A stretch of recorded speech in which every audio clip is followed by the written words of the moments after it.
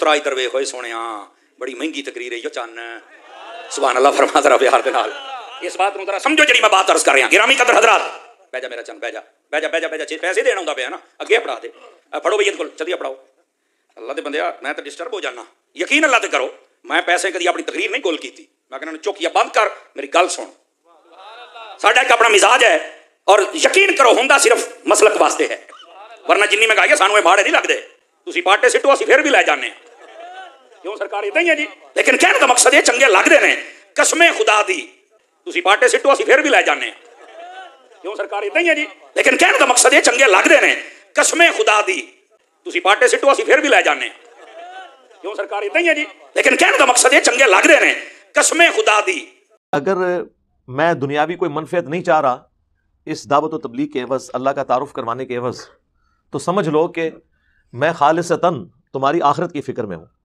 تمہارے جتنے سردار ہیں قوم کے بڑے ہیں وہ تو تم سے منفعت چاہتے ہیں جبکہ پیغمبر یہ کہتے ہیں ہم کوئی منفعت نہیں چاہتے یہ منفعت اللہ تعالیٰ ہمیں قیامت کے دن عطا فرمائے گا.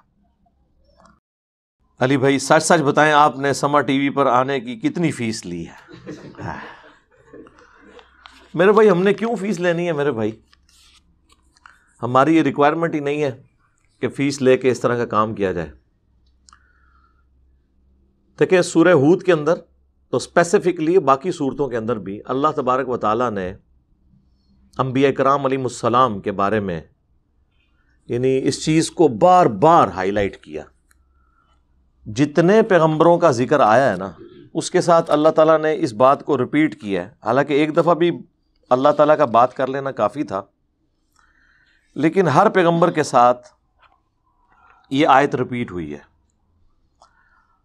پہلے 51 نمبر پہ آئی ہے سورہ ہود میں حضرت ہود علیہ السلام کے لیے پھر بعد میں باقی پیغمبروں کے لیے بھی.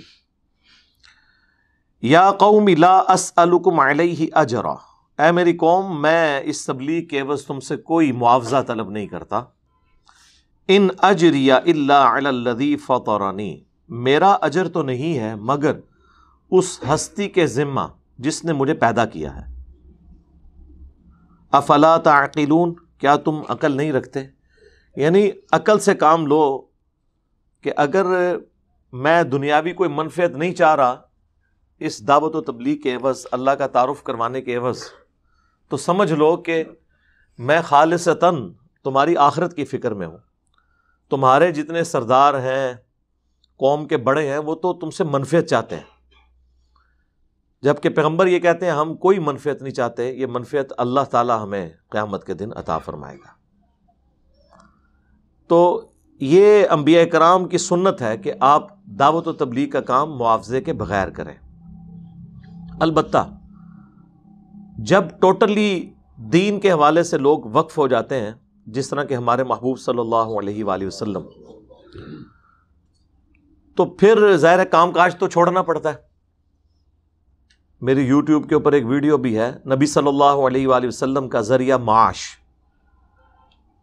یعنی آپ کا سورس آف انکم کیا تھا. پہلے تو آپ ایک کامیاب تاجر تھے مکے کی امیر ترین عورت سیدہ خدیجہ سلام اللہ علیہا ان کی بیوی تھیں لیکن جب دعوت و تبلیغ کی ذمہ داری آپ پہ آئی تو ظاہر ہے کہ یہ کام خود اتنا بڑا کام ہے کہ یہ آپ کو سب کام چھوڑ کے اس کے اوپر فوکس کرنا پڑتا ہے. اگر آپ نے مشن کرنا ہے اگر یہ پارٹ ٹائم جاب کے طور پہ کرنا ہے پھر تو آپ کرتے رہیں لیکن اس سے کوئی دنیا میں تبدیلی نہیں آتی ہے جب تک کہ آپ اسے مشن کے طور پر اڈاپٹ نہ کریں. تو پھر آپ صلی اللہ علیہ وآلہ وسلم بیت المال ہی میں سے اپنا گزر بسر کرتے تھے. پھر سورۃ الانفال میں اللہ تعالیٰ نے مال غنیمت کا 5واں حصہ اہل البیت کے لیے رکھ دیا نبی علیہ السلام کے رشتہ داروں کے لیے آپ کے مہمانوں کے لیے. لیکن آپ صلی اللہ علیہ وآلہ وسلم نے کوئی جائیدادیں نہیں بنائی ہیں سبسسٹنس لیول کے اوپر سب کچھ کیا. یعنی آپ ایک امیر ترین عورت آپ کے عقد میں ایک ڈائنامک لائف اعلان نبوت سے پہلے اعلان نبوت کے بعد ہونا تو یہ چاہیے تھا جس طرح کہ یہاں پر ہوتا ہے کہ جب تک کوئی عالم دین یا مذہبی پیشوا اسٹوڈنٹ کے طور پہ ہوتا ہے تو بیچارہ سائیکل پہ ہوتا ہے جب وہ علیحدہ سے اپنا مدرسہ قائم کر لیتا ہے کچھ عرصے بعد اس کے نیچے گاڑی بھی آ جاتی ہے بنگلے بھی بننے شروع ہو جاتے ہیں ڈرائیور بھی، سیکورٹی گارڈز بھی رکھ لیتا ہے۔ نبی علیہ السلام کے کیس میں ایسا نہیں ہوا۔ آپ نے جب دعوت و تبلیغ کا کام شروع کیا ہے تو فاقوں پہ نوبت آ گئی، اور یہ فاقے آپ کی وفات تک رہے ہیں۔ بخاری مسلم دونوں میں حدیث ہے، اللہ کے محبوب صلی اللہ علیہ وآلہ وسلم یہ دعا کیا کرتے تھے، اے اللہ محمد اور آل محمد کو بس اتنا ہی رزق دینا کہ ان کی سانس چلتی رہے، روح اور جسم کا رشتہ برقرار رہے، سبسسٹنس لیول کے اوپر۔ اور بخاری اور مسلم میں آتا ہے کہ اما عائشہ کہتی ہیں کہ نبی علیہ السلام کی وفات تک ہماری یہ حالت تھی کہ بعض اوقات 1 مہینہ، بعض اوقات 2، بعض اوقات 3 مہینے تک ہمارے گھر میں چولہا نہیں جلتا تھا، کوئی چیز پکانے کے لیے ہوتی نہیں تھی، اور 2 کالی چیزوں پہ، کھجور اور پانی کے اوپر گزارا ہوتا تھا۔ کھجور بھی کوئی پیٹیاں نہیں کھجور کی، 2 کھجوریں صبح 2 شام کو، 1 میٹھا پانی کا پیالہ صبح 1 شام کو۔ ریگستان والے علاقے کے اندر پانی کو لے کے آنا بھی ایک ایشو ہوتا تھا۔ ہم تو جس وقت بھی اٹھیں تو جا کے پانی پی لیتے ہیں فریج سے نکال کے، یا بوتلوں میں سٹور کیا ہوتا ہے۔ اس زمانے میں تو ایسا نہیں ہوتا تھا، مٹکے دور دور سے بھر کے لائے جاتے تھے۔ 1 پانی کا پیالہ بھی صبح کے وقت مل جائے، 1 شام کے وقت، تو یہ غنیمت ہوتا تھا۔ تو اللہ کے محبوب صلی اللہ علیہ وآلہ وسلم اعلان نبوت کے بعد آپ کا جو لیونگ سٹینڈرڈ ہے وہ بالکل سبسسٹنس لیول پہ آ گیا تھا۔ ہم کبھی یہ نہیں کہتے ہیں کہ دین کے لیے جو لوگ وقف ہیں ان کا ذریعہ معاش جو ہے وہ دین سے نہ ہو، ہم کہتے ہیں ہو، لیکن سبسسٹنس لیول پہ گزارے کے لائق، جائیدادیں نہیں بنا سکتے۔ صحیح بخاری میں آتا ہے کہ حضرت ابوبکر الصدیق رضی اللہ تعالیٰ عنہ جب خلیفہ بنائے گئے تو انہوں نے صحابہ کرام سے کہا کہ دیکھو تمہیں پتہ ہے کہ میرا کاروبار بڑا اچھا چل رہا تھا، میرے بیوی بچوں کا رزق اللہ نے اس میں رکھا ہوا تھا، اب تم نے امور خلافت میرے ذمہ کر دی ہیں، تو ظاہر ہے کہ میں اب ان کو کیسے کھلاؤں گا؟ تو پھر صحابہ کرام نے مشورہ کر کے ایک عام مہاجر کا جو وظیفہ تھا نا وہ ان کے لیے مقرر کر دیا۔ اور بخاری کے الفاظ ہیں کہ ابو بکر مسلمانوں کے امور خلافت کو چلائیں گے اور اس کے عوض مسلمان ان کے بیوی بچوں کا خرچہ اٹھائیں گے۔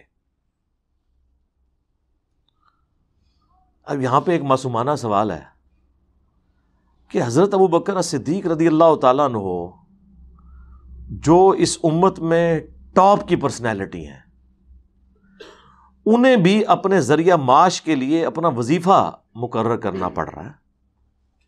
ایسا نہیں ہو رہا کہ وہ جناب درخت کے اوپر دیکھیں تو سونا، نیچے دیکھیں تو سونا، دائیں دیکھیں تو سونا، بائیں دیکھیں تو سونا، مسلح اٹھائیں تو سونا۔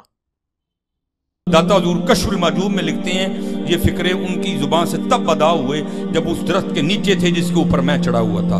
آپ فرماتے خدا کی عزت و عظمت کی قسم، پورا درخت، اس کی ٹہنیاں، اس کا تنا، اس کی جڑیں بھی سونے کی ہو گئی، سارا، ہاں سارے سونے کا ہو گیا۔ اب وہ جو ہے نا وہ مٹی اٹھانے کے لیے نیچے ہوا، تو نیچے دیکھا تو زمین سونے کی، زمین سونے کی ہے۔ یہ کیا ہوا؟ دائیں دیکھا تو سونا، بائیں دیکھا تو سونا، آگے دیکھا تو سونا، پیچھے دیکھا تو سونا۔ اب بابا جی نے کام کیا تھا، کیوں نہیں مٹی دیا ٹیماں پھڑان دیا، اور کہتا حضور کہاں سے پکڑاؤں، مٹی ہے ہی نہیں، جہاں تک نظر جاتی سونا ہی سونا ہے۔ بابا جی ایک سوال ہے بابا جی، اگر آپ ہوا میں سونا نکال سکتے ہیں بابا جی تو دیش کی غریبی کیوں نہیں مٹا دیتے بابا؟ جواب بابا جی، جب آپ خود سونا نکال سکتے ہو تو ہم لوگوں سے چندہ کیوں لیتے ہو بابا جی؟ جواب ہری اوم ہری اوم ہری اوم۔ یہ رانگ نمبر ہے۔ تو پھر ہم یہ کہنے میں حق بجانب ہے نا کہ اگر سیدنا ابو بکر کا یہ سٹیٹس ہے تو تواڈے بابے تے شے کوئی نہیں، تو سونا۔ اس زمانے میں کوئی ایسی بات ہوتی ہی نہیں تھی، ایک نارمل زندگی تھی۔ اور میں آپ کو بتاؤں یہ وہ دین ہے جو آپ کافروں کو پیش کر سکتے ہیں۔ تو سونا تے پیش ہی نہیں کر سکتے تسی۔ خیر،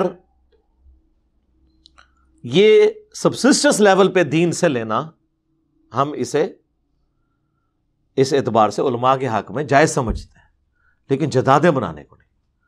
تو بات کہاں سے کہاں شروع ہوئی تھی، آپ نے وہ سمر ٹی وی والا پوچھا تو مجھے موقع مل جاتا ہے چھکا مارنے کا، تو یہ بھی مجھے ضرورت کوئی نہیں تھی میرے بھائی. ہماری اللہ کا شکر ہے کہ ویورشپ جتنے پاکستان کے مین اسٹریم میڈیا چینلز ہیں ان سے زیادہ ہے. ایون ان کے جو ٹاپ کے پروگرام ہیں نا ان کی ویورشپ بھی ہمارے عام چھوٹے جو اسٹوڈنٹس کے چینلز ہیں ان سے بھی کم ہے. آفیشیل کو تو آپ چھوڑ دیں.